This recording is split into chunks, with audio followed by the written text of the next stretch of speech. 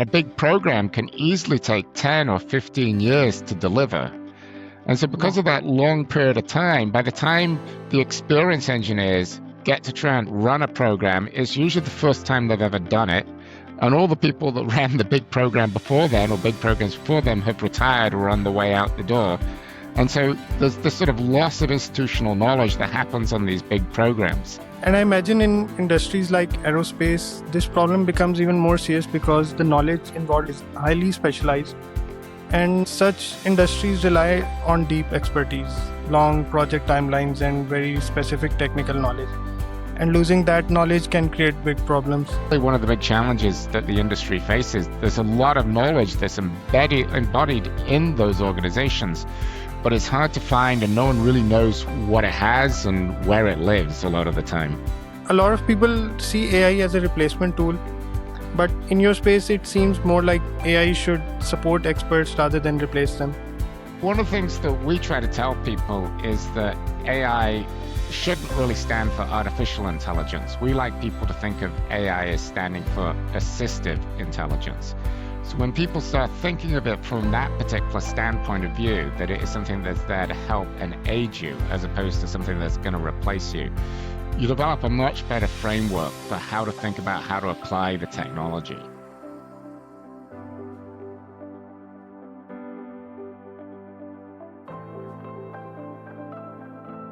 Hello everyone and welcome to another episode of The Founder's Instinct. I'm your host Shaheer Khan. In today's conversation, we'll be looking at AI, aerospace, engineering knowledge, and what it takes to build technology for complex industries where expertise, accuracy, and trust really matters. Our guest today is the CEO of smartR.ai. His work focuses on helping engineering teams preserve, access, and apply expert knowledge more efficiently. One of the key ideas behind the work is solving eternal beginner syndrome, the challenge organizations face when valuable engineering knowledge is constantly lost, repeated, or difficult to access.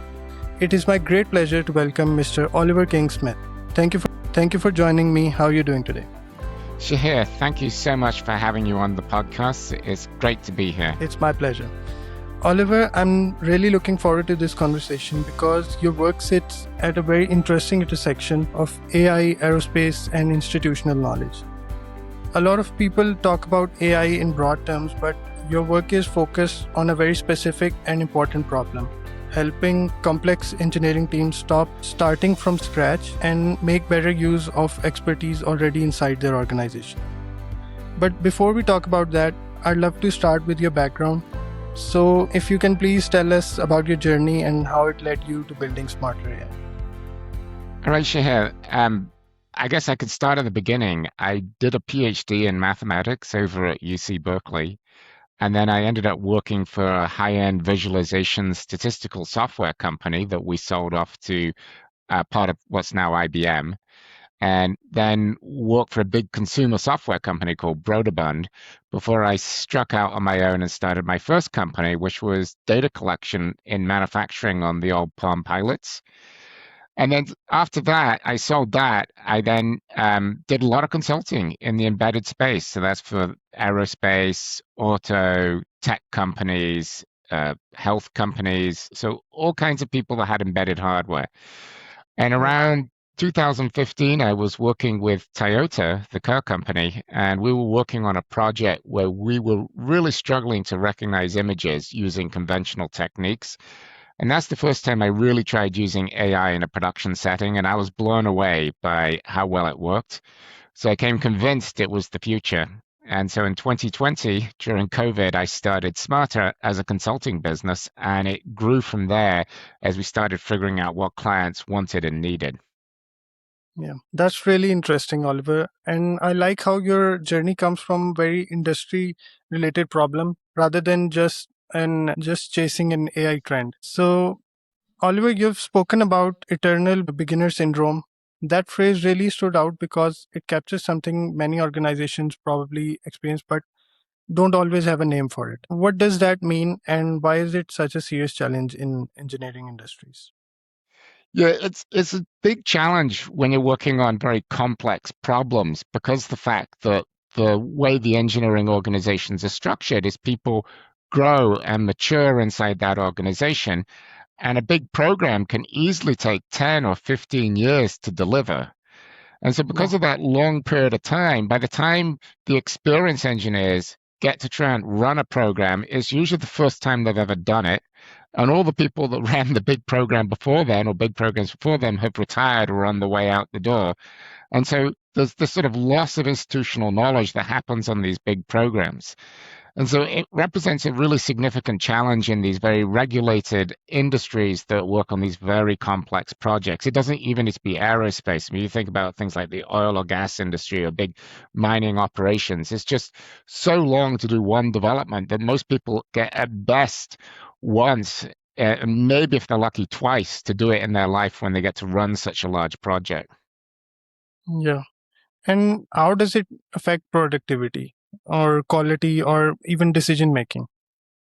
It's got several negative impacts, this lack of experience. First of all, it tends to delay things because you've got to relearn everything from scratch. And so it just takes a lot longer to deliver a project. We see that in rapidly developing countries, like if you look at the Asian tigers, or if you look at China now, where they're going through such rapid growth, they can cycle a lot quicker, and so they can actually deliver those projects faster with very good quality. But in the more mature industries that we see in Europe or the US, things slow down, and so you have to struggle much harder to make that same quality, and it slows things down and often causes a lot of rework, especially towards the end of the projects. And that Yeah. rework is incredibly expensive. It's really difficult. Yeah, that makes a lot of sense. And I imagine in industries like aerospace, this problem becomes even more serious because the knowledge involved is highly specialized. And such industries rely on deep expertise, long project timelines, and very specific technical knowledge. And losing that knowledge can create big problems. So, in industries like aerospace, why is preserving institutional knowledge so difficult? Well, a lot of that information is not sort of nicely put down into databases. I mean, it's sort of scattered throughout the organization in documents, in design rework reports, in incident reports. Then you have lots and lots of CAD diagrams and other technical documents that have been written, and complex test reports, and information sitting in spreadsheets. So it's really a very diverse environment of where all this knowledge has been stored, and how it's been stored has often got an individual flavor depending on the engineer that gathered that data. And of course, once the engineer has left the building, no one knows that it's even there, let alone, what's in it at that particular point in time. And so that's really one of the big challenges that the industry faces. There's a lot of knowledge that's embodied in those organizations, but it's hard to find, and no one really knows what it has and where it lives a lot of the time. Yeah, and how much of this knowledge sits in documents versus inside people's heads? That's hard to estimate, in all Yeah, honesty. I mean, there's definitely some of both. Um, some of the more valuable documents you often find are things like the lessons learned, and that might get done at the end of a project, and some big ideas will come out of the engineer's head that could be really useful for future products and future yeah, developments. But there's also just like a lot of experience that they've developed as they've worked their career. And that can be harder to capture or understand exactly what do they have, because they just sort of think, well, I just know you do it this way, it works. And so you've got to try figuring that out as well. And that presents yet another challenge. yeah. So, if the problem is scattered knowledge, repeated learning, and expertise being hard to access, that's where Scotty comes in, right? That's right. That's what Scotty's designed to help solve. It's designed to build what we call the enterprise knowledge layer. It's this higher level of knowledge that sits on top of your existing systems. So you don't Yeah. replace your existing systems. You bring Scotty in, and it sits on top of it. And it helps to gather that information together, and link it together, and allow you to start searching and finding really what's going on inside the organization. Yeah. And what does a typical use case look like? So it depends a little bit on the actual organization that we're dealing with, but it can start everywhere from the bid process in helping you construct better bids for aerospace defense projects. and go all the way through into production, looking at where production problems are happening and helping you schedule and making your production more effective. And everything in between is really designed to help with that. It doesn't replace your engineers at all. We're not taking over really any of the engineering function. We're taking over this knowledge base to allow the engineers to be able to effectively move forward much quicker. I like to say we let the engineers get back to engineering as opposed to Yeah. hunting down pieces of information or trying to figure out how do I do this. We must have done it before, but when did we do it and how did we do it? And so what Scotty's designed to do is really compress that knowledge down quickly so that the engineers can move forward and actually make decisions and get back to the real work that they're there to do, which is designing cool new products.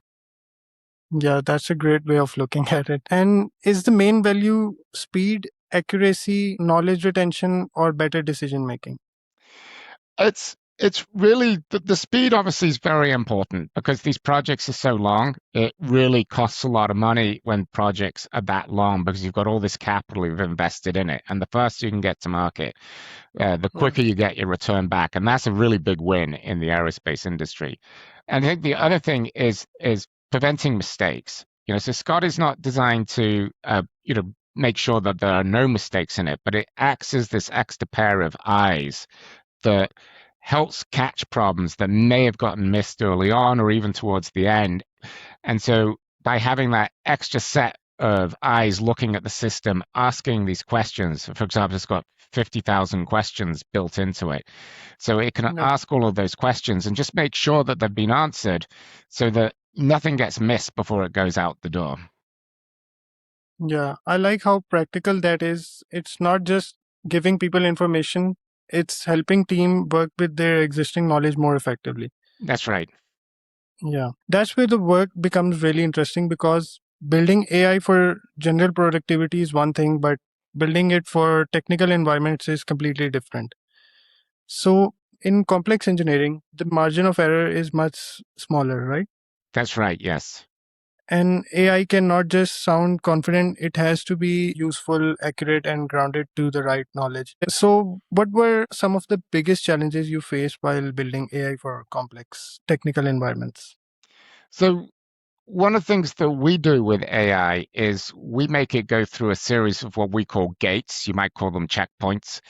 But the AI system doesn't just go out and try and answer a question. It's not like ChatGPT where you go and ask ChatGPT a question, it comes back with an answer, and as you said, it can sound great, but is it actually No. accurate? So instead, what we make our tools do is effectively solve the problem by looking at it from the way a good researcher would solve the problem. And it has to actually go find the evidence and it has to actually write code that's going to extract the information out of the documents that it's found. It's got to demonstrate that code runs, and then it's got to take the output of that code, and it's got to actually then interpret that and then link back to it and show people the raw output.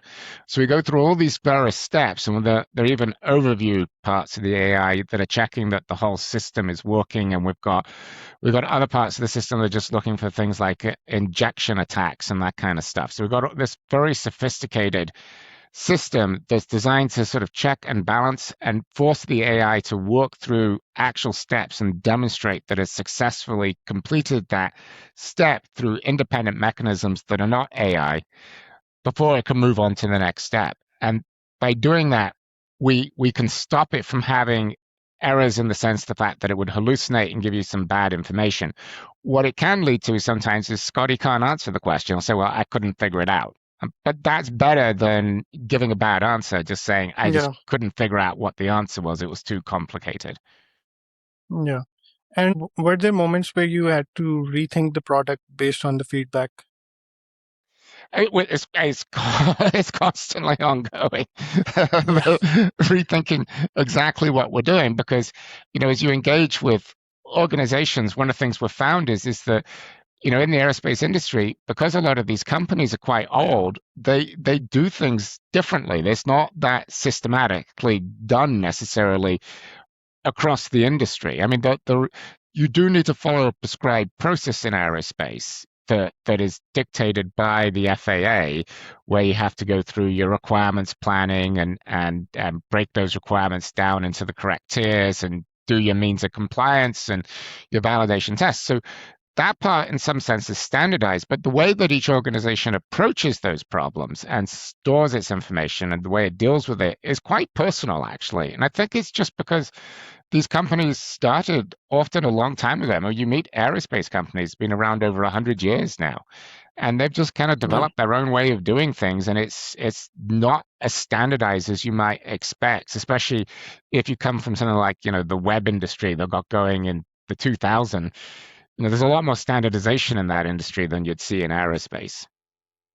Yeah, that's a really valuable point. And that connects closely to the human side of work, where human expertise and human judgment are still essential. And a lot of people see AI as a replacement tool. But in your space, it seems more like AI should support experts rather than replace them. So, how do you balance AI automation with the need of human expertise, judgment, and accountability? So one of the things that we try to tell people is that AI shouldn't really stand for artificial intelligence. We like people to think of AI as standing for assistive intelligence. So when people start thinking of it from that particular standpoint of view, that it is something that's there to help and aid you as opposed to something that's going to replace you, you develop a much better framework for how to think about how to apply the technology. So when we're sitting down and designing a particular tool, we always design it from the standpoint of view of the fact that the human is going to be in the loop, that we're not trying to replace Yeah. that human. We're actually keeping the human in the loop, and they're going to be making the ultimate decisions. What we're trying to do is present the information and facts that we've found so they can make a good decision quickly, or they can go back and ask for more information or go look for more things if they're unsure about what they're seeing. And so by looking at the actual tool flow from the very get-go as to how do we help people make that decision better and faster, then I think we lead to a much more positive outcome in terms of applying this kind of technology into the workforce. And at the same time, try to maintain that safety and quality that people desperately need in the aerospace industry. Yeah. And following up on my question, what should AI handle and what should remain with humans? And how do you prevent teams from becoming over reliant on AI? So in terms of in aerospace, I think once again, it depends a little bit on the industry we're talking about as to what you might delegate to AI. In Yeah. aerospace, you really want to be very careful about what you're delegating to AI. So anything that has to go through the critical design review, you want to make sure that humans have signed off and looked at everything that's happening in that particular process, for example. You don't want AI to be doing that. What we can do with AI, though, is when you're going through your critical design review, is you can ask AI, okay, when did we certify this requirement and who certified it? And AI can Yeah. quickly pull out the documentation. Okay, it's over here, it's on this drive, it was done by Joe Blogs. And look, I'll pull up the document here and now you can see it. He signed it off on this date.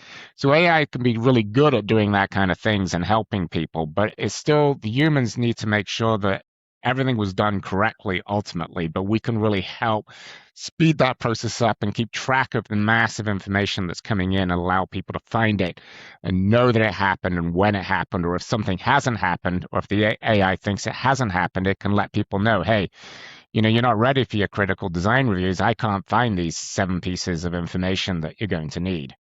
So in that Yeah. particular industry, we really look at it as I said, this assistive intelligence. And some other industries, though, for example, there are people out that are trying to optimize marketing campaigns, which is a totally different thing. A lot more things there will be turned over to the AI systems because the fact they're thinking extremely quickly and they're amassing all this data and they're trying to make decisions super quickly about how to deploy ads.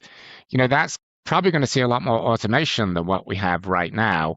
Um, but I think in aerospace, we're going to still see it as this tool that's really enabling people to move faster, but it's taking this information and really compressing that cycle down so that you can make decisions quicker and faster. Yeah. And in an industry like aerospace, is AI involved in technical decision making? There are some people that are working on tools to do that. We don't. Yeah. Um, that's not where our forte is. But there are people out there that are trying to make sort of an AI engineer. There are a number of startups that are specializing in that. As to how successful that's going to be, I'm not sure, but that's certainly something that's an active area of research in AI, and how that's going to work with the engineers, I think still a bit of an open question at this point in time. Yeah. And how would that affect accountability?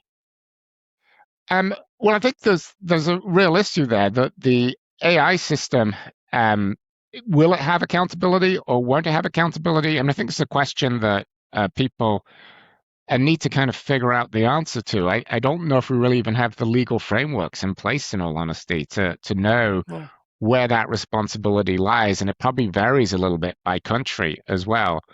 I mean, I have a version of OpenClaw set up, and it's running in its own sandbox, but it's a great little assistant. It's quite fun to play with.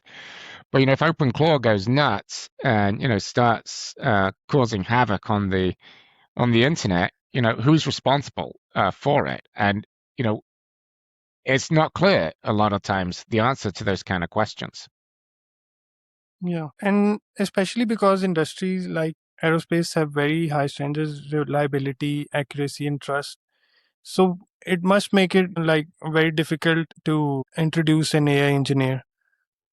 I think it is Yeah. going to be difficult. Yeah. I mean, I don't think I think what you're going to see is the first AI engineers will probably be quite specialized. I mean, I could Yeah. envision a tool that an AI engineer may be working with a finite element analysis software and tuning it better and maybe making more sophisticated simulations than the human normally would do, or something along those lines. But, I think it's going to be a bit of a stretch right now to get an AI engineer in and go, I'm going to design an aircraft using all AI kind of thing. I think I can't see that happening right now. Yeah. And what would you say, what lessons have you learned about introducing AI into industries where trust and accuracy are critical? Um, it takes time to validate the system is working and get the confidence of the people to use it. So that takes more time than probably we anticipated when we started out on this particular process. And I think it's something that we need to work harder on in terms of developing that process so that clients can adopt this technology quicker and feel comfortable with it. So Yeah. that's definitely been one lesson that we've learned. Another thing that, as I said, we've learned is that the way that these companies operate and the processes that they use internal are not very standardized. There's a lot of variability. So the system has to be able to mold itself to how the company works. You can't bring the system in and say, we're going to change the way you work. We have to get the system to work the way that the company is actually working right now. And so that's another challenge that, we've been dealing with. And I think we think the system is getting better all the time as we get more contact with people and we learn how do they really want to work and, what's important to them. Yeah, those are some really strong lessons for any founder building in AI products in such industries. And we're just around the end now. So we would love to know, what advice would you give to founders building AI products for complex industries? Because it's very different from building a simple software product. So any advice for the future builders?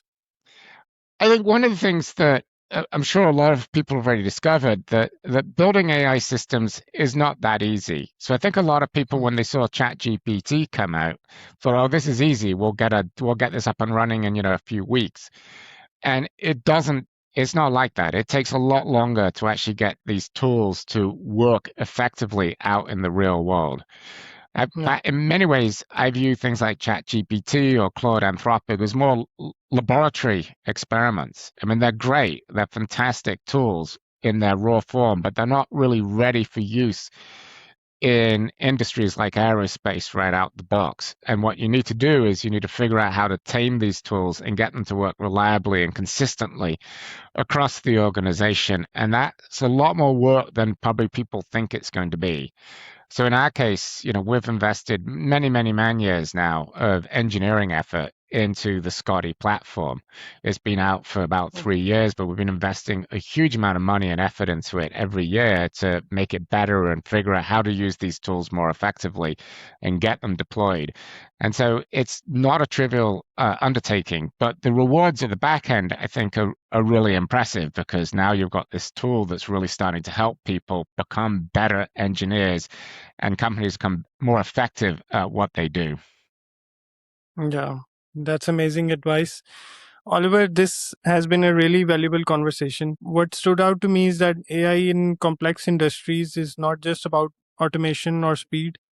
It's about preserving knowledge, supporting expertise, and helping teams make better decisions. I really appreciate you sharing your journey and the thinking behind smarter AI and Scotty and the challenges of solving eternal beginner syndrome in engineering industries. Thank you again for joining me on the Founder's Instinct. Thank you so much for having me, Shahir. It's my pleasure. And to everyone listening, thank you for tuning in. Follow the Founder's Instinct for more honest conversations with founders, CEOs, and operators on what it really takes to build, lead, and scale companies. Oliver, thank you again. Thank you.